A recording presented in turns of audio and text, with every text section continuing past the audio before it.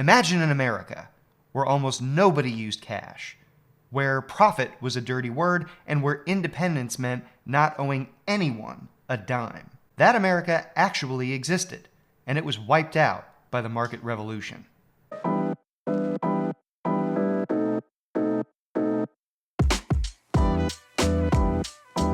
Hey everybody, I'm John Miller, and this is How the Hell Did We Get Here?, a U.S. history podcast. In the last episode, I discussed how the United States looked after the War of 1812.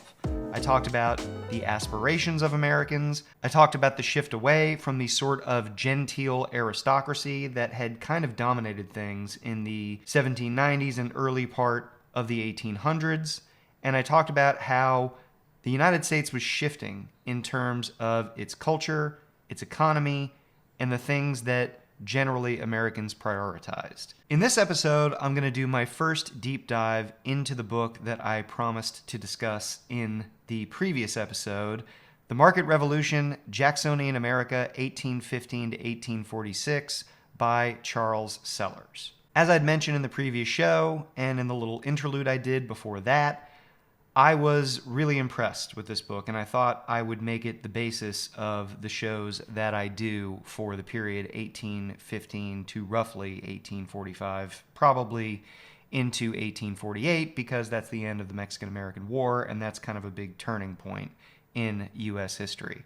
But the book is really impressive. It, as the title implies, explains how things changed in the United States as market economics began to take hold in the country.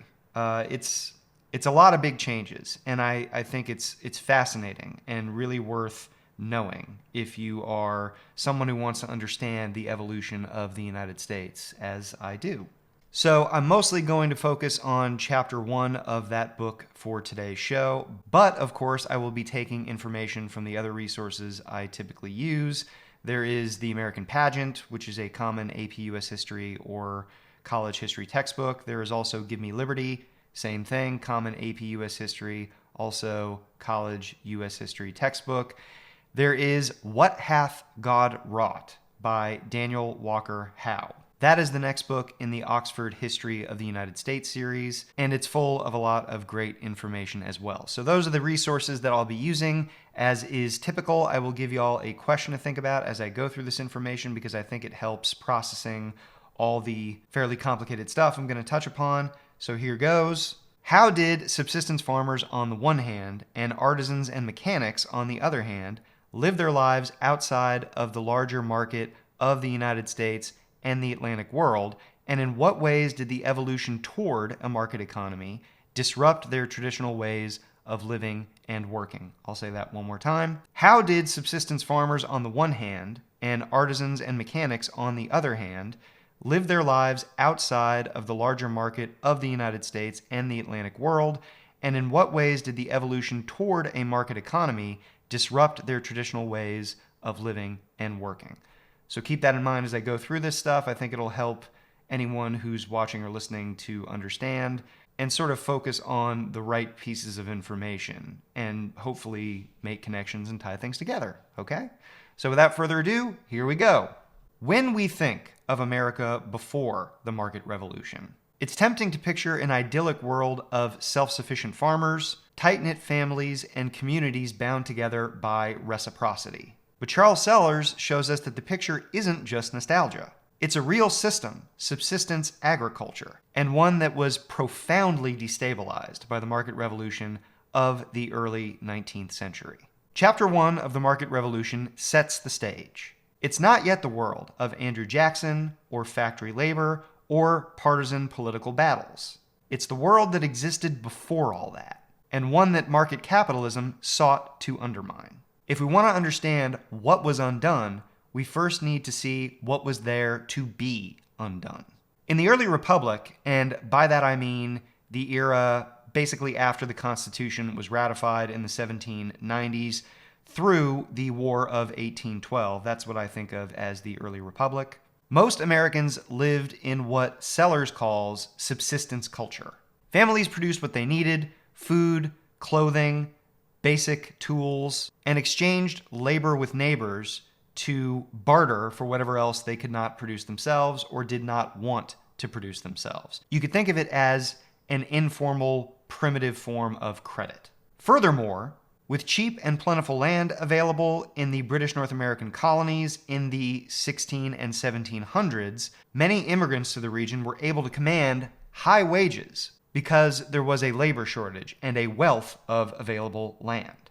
Land was so plentiful, in fact, that immigrants did not have to labor very long, typically, in order to acquire land of their own and become almost completely economically independent. Sellers contends that the lack of labor and the generous person-to-land ratio put upper limits on land accumulation and created societies of relatively equal landowning families, all of which provided for the basic political republican structures and systems of the colonies and then states. But this wasn't a primitive, static life. Farmers used markets when they had to, but those markets were largely peripheral to their lives. There was a big difference between farmers and landowners who lived close to the coast and those who were more inland, in the hinterland, as historians and geographers tend to refer to it. These farmers in the hinterlands did not often live close to navigable waterways, and so it was very difficult and expensive to send whatever excess produce or animal products or whatever it is they were concentrating on making, on producing, to a market area. And because they could not send this excess stuff they produced to an area that would consume it in an economically viable fashion, they became reliant on themselves. What mattered most of all to these farmers, regardless of their particular circumstances, was independence. Not being beholden to distant creditors, not relying on cash, not surrendering your control of your livelihood.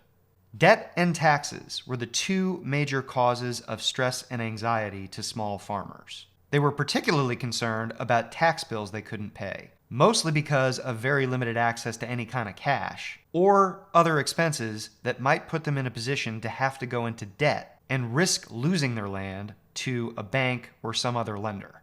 Sellers underlines that in this culture, economic activity was bound up with family and community obligations, not the impersonal forces of supply and demand that characterize a large integrated market economy. By the end of the 1700s, after the Revolution, a very healthy majority of Americans lived in subsistence farming communities pretty far away from navigable waterways. They were fiercely independent of outside influence, but they did depend on family and other subsistence farmers in the community for various kinds of assistance. In the market-connected areas, farmers sought production to sell surplus crops for cash. But the culture of rural subsistence farming did not put a premium on this kind of farm production at all. It was a culture deeply suspicious of profit, and mostly because of how expensive it was to ship produce goods outside of the area. Surplus farm goods had little or no monetary value in these communities.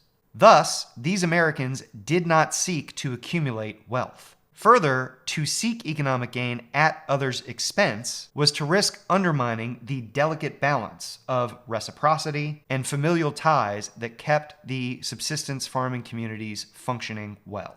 Examining the lives of many Native Americans in a variety of tribal communities before their world was upended by European encroachment is instructive. Native American tribes largely consisted of relatively small communities that were egalitarian and cooperative, and in which survival depended on families and individuals helping to feed and care for one another. While some powerful nations, like the Haudenosaunee or Iroquois on the one hand, and the Navajo as another example, aggressively pursued the lands and resources of their neighbors, most Native American societies emphasized harmony with nature, limited possessions, and honorably conducting oneself in interactions with others while disparaging greed and acquisitiveness. Subsistence cultures of whites in America depended on land, though, and land meant conflict with native peoples. The early republic's expansion was predicated already on dispossession. Settlers imagined independence as something guaranteed by independently owning land, but that meant dispossessing it from Native Americans who had been there for centuries. In many ways, the Native Americans were forced to bend toward the white colonists' way of being. They had to surrender land. They had to buy knives and guns to protect themselves. They had to harvest deer and beaver pelts at much greater rates than they had ever done before whites arrived. And they had to do that in order to acquire weapons to protect themselves from not only the whites encroaching on their lands, but also other Native American rivals who were doing the very same thing, trading natural resources like deer and beaver pelts for weapons. And all of this, of course, interrupted Native Americans' traditional way of life. And this wasn't just background. It is central to the story of what happens in the early Republic and in the years preceding it. The clash between Native Americans and white colonists foreshadows the disruptions caused by the market economy as it evolved. The conflict also foreshadows the way in which the market economy would change the lives, quite dramatically, of both subsistence white farmers and Native Americans. The Republic's promise of independence for white men rested squarely on denying independence to non-white people.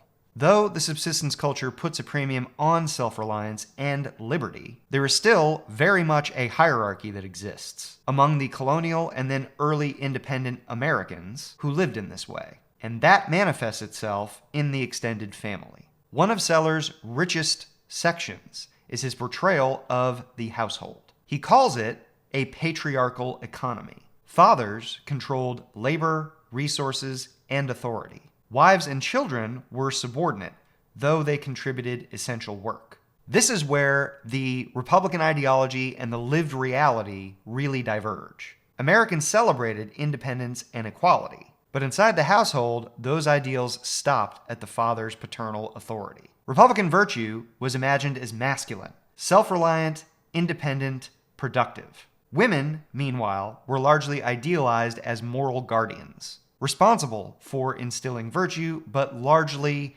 excluded from public independence. This contradiction will only deepen as the market revolution erodes household production and reshapes the roles that women have and their lives in the household. Both women and children showed signs of chafing under this authority, but especially the children, as they often sought to get out from under their parents' authority. Sometimes adult children even paid for the privilege to go out on their own before they were married or before they had acquired any land. But for the most part, the priority of families was to maintain this subsistence farming style of life. This whole community and existence came under threat in the early 1800s, even a little before that, as population exploded in the colonies in the 1700s, due in part to immigration and in part to just massive natural reproduction. There were a lot of babies that were being born in the 1700s. And all of this made land more scarce and more expensive. By the post-revolutionary period, there was already a land crisis underway, especially in New England, where westward expansion was not possible for a number of states. Patriarchs tried to keep enough land under their control, under their ownership, to pass off to their sons. And some of the more shrewd ones decided to move out west before things got real expensive where they were, because out west is where the cheap land was. They bought the cheap land, they brought it under cultivation on the frontier, they sold it for a decent profit, and they used the money to then go out further west and buy even larger tracts of land so that the system of passing along subsistence farming plots could continue. But eventually, the population pressure grew so great in places like New Hampshire and Connecticut that this way of life became basically impossible. Land was too unavailable and too expensive to make the system that had existed for generations of fathers passing subsistence farms down to their sons possible any longer. It just wasn't feasible under those economic conditions. But farmers were not the only ones who were affected by what was changing in the early republic. In the pre-industrial days of the United States, most manufacturing, such as it was done in households by farmers who moonlighted as mechanics, shoemakers, coopers, and so forth. Women often sewed or created the family's clothes from scratch, and they would occasionally take on a little extra work for other farm families who could pay for it or trade for it because they weren't good at it or they just didn't want to do it. And the woman could produce various articles of clothing for these families in exchange for cash occasionally, but much more often for goods like calico to make herself or her daughters a dress, like coffee, like tea, things that were a little harder to get a hold of in these subsistence communities. The little contact that most farmers had with mass-produced goods came when they went to the local general store, which was almost always somewhere within a day's ride from home. The storekeeper would trade his iron, shot, powder, tea, coffee, sugar, crockery, knives, or whatever else he might have acquired from out of the area for the farmer's excess beef, pork, wheat, maize, vegetables, fruits, animal hides, or whiskey. When the storekeeper acquired enough of these goods from farmers that bearing the cost of transport made economic sense, he would ship them to trade for other items that the farmers wanted, or occasionally for cash. But subsistence culture and production didn't just involve farmers. Sellers draws attention to mechanics and artisans, carpenters, blacksmiths, shoemakers, who would work within small-scale production systems, usually around towns and cities. Like farmers, these individuals prized their independence, owning their tools, controlling their output, and passing along their skills to apprentices were all ways that those who worked with their hands controlled their labor and production. This is very similar to the way that farm families controlled their own land, and therefore their economic destiny. Mechanics and artisans also organized in small communities, in areas where they practiced their craft, forming guilds that enforced production standards and adequate prices. But like subsistence farmers suffering from land pressures in the post-war of 1812 environment, market expansion caused significant problems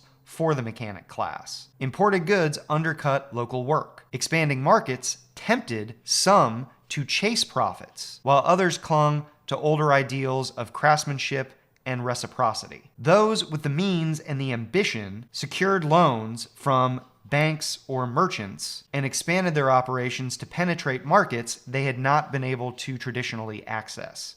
And I'm talking about mechanics or artisans that would, with the new and improved methods of transportation that began to emerge in the early 1800s, would take on loans from a bank or from some private individual who had money to lend.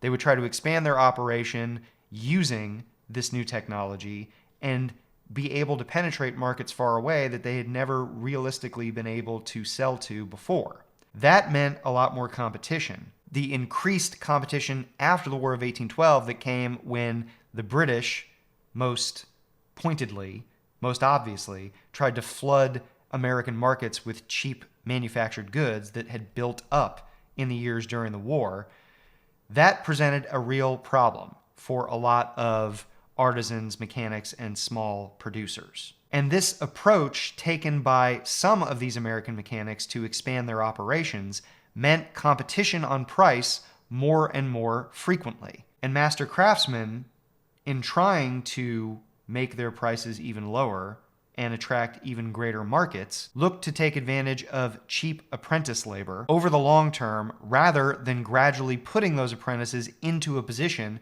where they could have their own shop.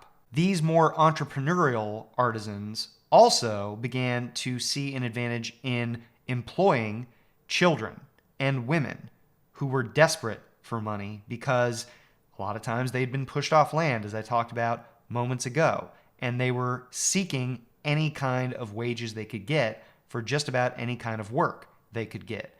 That presented an opportunity to the entrepreneurial sort of artisans and mechanics who wanted to up production and sell to as many places as possible because they could lower their costs by employing children and women who didn't need to be paid as much according to the standard of the time, and they could therefore charge less and sell more. They were also able, a lot of these more entrepreneurial artisans and mechanics, to simplify the processes for manufacturing whatever it is they would make because the technology had gotten better. And this simplification meant you did not need to have the kind of skill that apprentices were sort of trying to develop to become masters. The simplified process meant you could have somebody who didn't know a whole lot, who didn't require a lot of time to train, and who naturally would not make as much money doing what you were paying them to do. The market penetrated in this manner, whether a lot of mechanics and artisans wanted it to or not. Something similar happened to farmers in the half-century or so leading up to 1820, when Europeans, mostly because of constant warfare, could not feed themselves. European countries grew increasingly in the 1790s and early 1800s, when they were constantly at war, to rely on North America and the United States in particular for meat and grains to feed their populations and their armies. And this, of course, meant that the price of both of those commodities went up. And because the price was going up, now it made actual economic sense to try to ship stuff from the hinterland, where shipping costs were prohibitively expensive, and it meant that doing so, shipping from an area that wasn't easily accessible by a navigable waterway, now made economic sense. You could absorb the significant cost of shipping the goods because you could get a lot more for your meat or grains by selling them on the international market. The so-called wheat boom of 1765 to 1820 meant that some farmers did begin to produce surplus for sale in a way that they hadn't done before, even if they resided largely in a subsistence community like those in New England that I mentioned a few moments ago. The War of 1812 was rocket fuel to this expansion of America's participation in the market of the Atlantic world and beyond. Commerce between various groups of Americans and the wider Atlantic world was only growing until the disruptions of embargo, war, blockade, and so forth intervened from 1805 to 1815. And when it all finally ended, there was jubilation in places like New York City. People there, and in cities throughout the United States, were overjoyed that they could finally unleash their economic power and start making all the money they knew they had missed out on during the conflict with France and Britain. Newspapers and posters carried in a parade in New York City just after the war had ended, and everybody knew about it, trumpeted peace and commerce and America prospers, signifying the optimism of the post-war world. But as I indicated before, not everyone was feeling so optimistic about America's entry into the worldwide market. The commercial boom of the 1790 to 1805 period initiated what Sellers calls the Proletarianization of labor. Sellers is referring to the process I mentioned a moment ago of simplifying the once highly complex and skilled work that artisans and mechanics performed into simple, rote tasks that could be carried out by unskilled men and very often vulnerable women and children who had to accept whatever wages, whatever jobs they could get. Journeymen became dependent on wages instead of becoming master craftsmen who owned their own businesses. This was largely because some masters had access to merchant capital that could enable them to set up manufacturing with cheap labor and sell their wares over greater distances at lower prices, as I mentioned a few moments ago. Journeymen now had to compete with unskilled laborers, those women and children I mentioned, and fewer of them ever advanced to the place of their forebears as master craftsmen who earned a relatively secure middle-class living having their own shops. The most common resistance to these developments was for journeymen to organize into associations that resembled early unions. These organizations excluded masters and attempted to push for quality control and better wages through collective action, even including early versions of strikes. As in Old England, the rural displacement of New England provided an additional population of fairly desperate potential industrial workers, seeking whatever wages they could get. Some clever entrepreneurs, like Moses Brown in Providence, Rhode Island, were able to get a hold of early industrial machinery that the British government and manufacturers tried to keep secret from the rest of the world in order to retain that country's industrial advantage. These enterprising early industrialists hired British emigres, like Samuel Slater, who knew how to build the cotton spinning machinery already in production over in Great Britain. They located their factories in fairly rural areas where water power and desperate displaced farmers were readily available, and then housed them in company towns, where they received room and board that was paid out against whatever wages they might earn. The Brown-Slater venture was spectacularly successful, and it spread out rapidly over New England in the first 15 years of the 19th century. Last thing, Sellers also touches on the role of expansive religious awakening that took place in the early 19th century. I've already discussed the Second Great Awakening in previous episodes, and there is a way in which the market revolution further divides the spiritually ecstatic, anti-elitist, and more rural antinomian believers from those who were more staid in their religious worship, tended toward a more traditional religious organization, and took a more Arminian view